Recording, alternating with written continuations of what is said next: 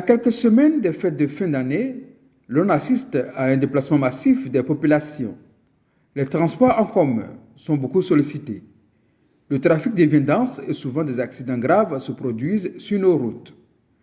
Les usagers de la route nous en donnent les causes. Il y a d'autres chauffeurs, les matins comme ça, là, ils ont les doses qu'ils prennent pour aller travailler, qui n'est pas normal. Ouais. Quand c'est un petit café noir, tu le prends légèrement. Et puis tu fais ton travail. Mais il y a d'autres là, ils abusent trop. Les taximètres, chacun cherche pour lui ce qu'il doit gagner dans la journée. Chacun cherche ce qu'on appelle la ration. Après ça, ce que tu cherches maintenant, c'est pour toi-même avec ta famille. Maintenant, si tu as cherché pour la voiture et puis carburant et puis tu n'as pas pour toi-même, c'est que tu n'as rien eu. Raison pour laquelle il y a d'autres qui roulent en désordre et comme ils veulent, et puis ça se passe comme cela. En connaissant nos chauffeurs, je crois que c'est le profit. Ils veulent gagner plus. Donc ils sont capables de faire 10 voyages en 2 heures pour avoir plus d'argent. Afin d'éviter les accidents dans cette période, les conducteurs de poids lourds, des véhicules usagés et des engins à 2 roues doivent éviter de conduire en état d'ivresse, limiter les vitesses sur les voies à 2 sens, respecter le code de la route. En cas d'accident, faire appel au centre de secours d'urgence de l'AME au 01 73 91 00 77 ou le 05 04 52 12 95. Suivez les instructions des services de secours avant leur arrivée sur les lieux de l'accident. La préservation des vies des usagers de la route passe par le respect des règles de sécurité routière.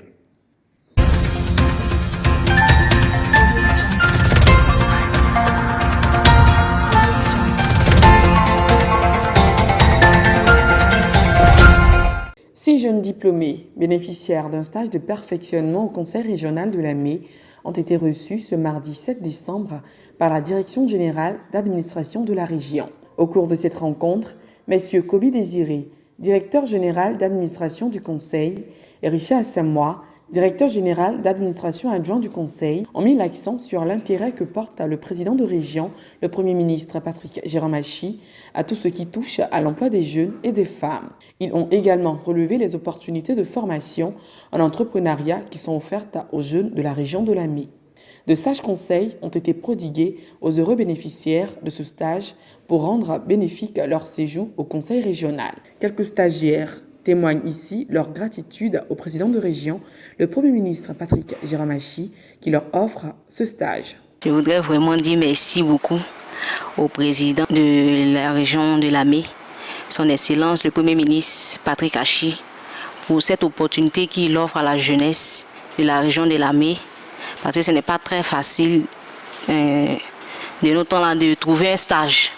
Mais grâce à ce projet qu'il a mis en place, ça va beaucoup aider la jeunesse de la région de l'AME à être mieux qualifiée pour intégrer le monde de l'emploi. C'est une grâce, on peut bien le dire, de participer et d'être retenu parmi plusieurs.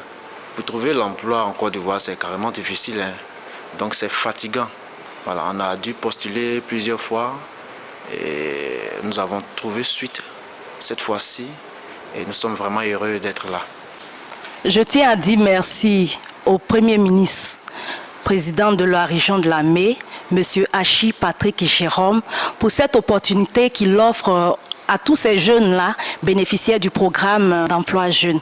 Et en même temps, je lance un appel à tous ces jeunes qui hésitent encore à s'inscrire à l'agence emploi jeune de venir, parce que c'est vraiment une opportunité de se faire former.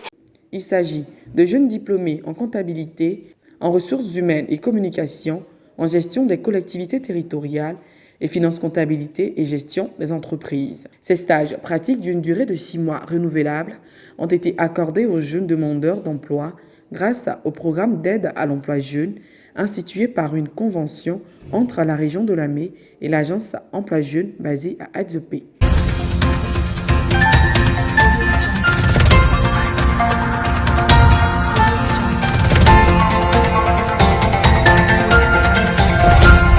Lancé le 8 novembre pour s'achever le 28 novembre, puis prorogé au 7 décembre 2021, L'opération de recensement général de la population et de l'habitat a pris fin le mardi 7 décembre dans la région de Lamé. Ce sont 614 agents recenseurs qui ont parcouru les villes, les villages et les campements de la région. Monsieur Koman Georges Adjé, coordonnateur régional de l'INS, fait un bilan partiel de cette opération dans la région de Lamé. À ce jour, nous pouvons dire que c'est le dernier jour. Après les 28, sur l'ensemble du territoire, on a constaté qu'on ne pouvait pas atteindre les objectifs que nous sommes fixés. Donc, le gouvernement a prolongé d'une semaine et aujourd'hui, nous sommes à la fin. Donc, en ce qui concerne Lamé, il y avait une population de 622 887 attendus. Quand on dit attendus, ce sont les estimations.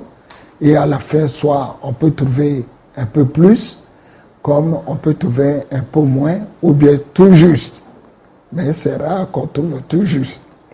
Donc, jusqu'à la date du 5 décembre, nous avons recensé 607 474, ce qui fait un taux d'achèvement de 97,5%.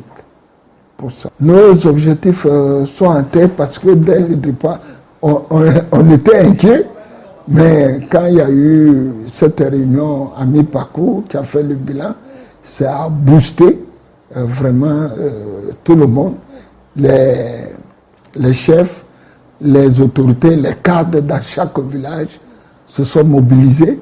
Dans la sous-préfecture d'Adopé, le 5e recensement général de la population s'achève sur une note de satisfaction, ainsi que dans les autres localités de la région, notamment à Awabo, où le recensement général de la population a connu un grand succès, marqué par l'adhésion massive des populations à cette opération.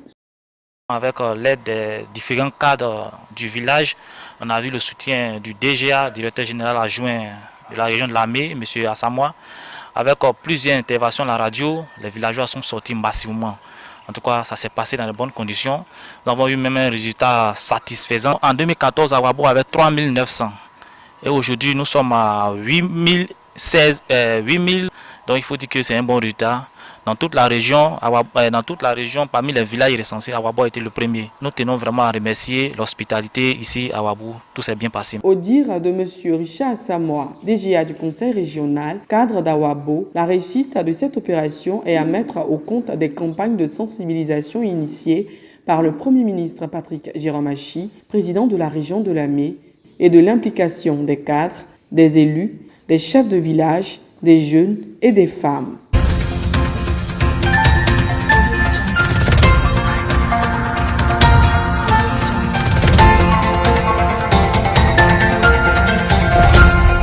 L'exposition des jouets et des sapins devant les commerces annonce déjà les couleurs de l'arrivée du Père Noël qui apporte des cadeaux aux tout-petits.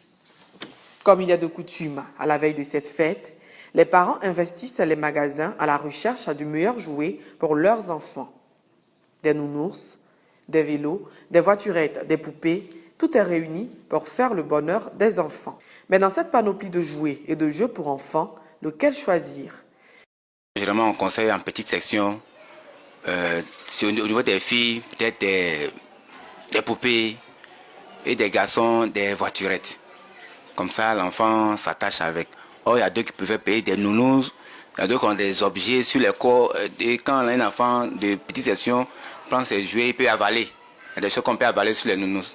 Donc, on leur conseille souvent de prendre soit des voiturettes ou bien des dinettes pour les filles aussi, c'est bien. Et bon, en moyenne section, c'est un peu plus relevé. Soit avec les garçons, on peut payer des Lego où l'enfant commence à déjà construire des petites choses à son niveau. Voilà, maintenant les fillettes, des dinettes aussi, les poupées ça varie au niveau des âges. Maintenant en grande section, comme ils sont un peu plus grands, des instruments de musique, les pianos, les guitares et autres là, bon, pour les jouer, ce sera vraiment bien adapté. Au-delà de cet âge, on peut parler de 6 ans, 7 ans. Bon, ils sont un peu plus grands. Généralement, à cet âge-là, c'est les vélos, Si on a les moyens, évidemment, qu'on paie les vélos pour les enfants. Pour le choix de jouer, tout dépendant des parents, en fonction des moyens des parents. Si le parent peut vraiment faire plaisir à son enfant, qu'il le fasse. Et si le parent peut avoir, ne serait qu'un jouet pour son enfant, c'est pas la forme ou la taille du jeu importe peu. C'est le geste qu'on fait qui est important. Et si l'enfant ressent ce geste-là, vraiment, il est très heureux et ça lui permet d'évoluer correctement. Noël est une fête qui permet aux parents de donner de la joie à leurs enfants. C'est un moment privilégié pour eux d'inculquer les valeurs de l'amour et du partage aux tout petits.